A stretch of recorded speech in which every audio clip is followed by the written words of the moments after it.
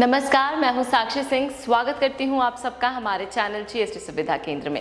पेश करते हैं जीएसटी से संबंधित एक बड़ी खबर। सरकार आईपीसी के तहत आने वाले दंडनीय अपराधों को जीएसटी कानून से हटा सकती है।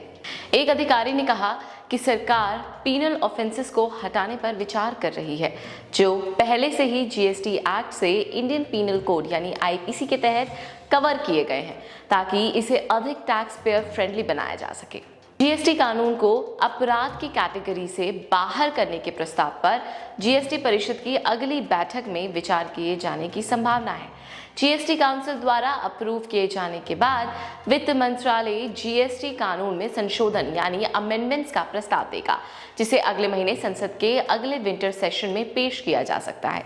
अधिकारी ने कहा कि इंडियन पीनल कोड के तहत आने वाले समान अपराधों को जीएसटी कानून से हटा दिया जाएगा। अमेंडमेंट्स को मंजूरी के लिए जीएसटी काउंसिल के सामने रखा जाएगा। इसके बाद ये जीएसटी एक्ट में बदलाव को इंप्लीमेंट करने के लिए संसद में जाएगी।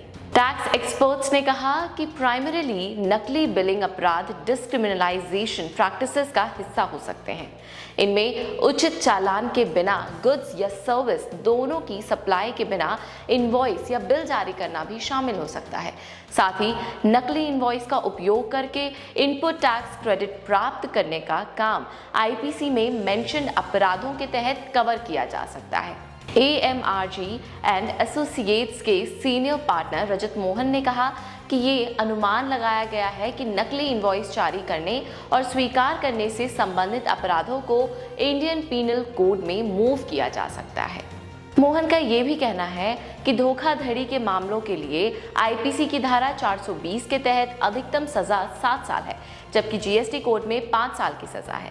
इस बदलाव के साथ धोखेबाज टैक्स पेयर्स को आईपीसी की धारा 420 के तहत 7 साल तक की कैद की सजा हो सकती है, भले ही टैक्स की चोरी हुई हो।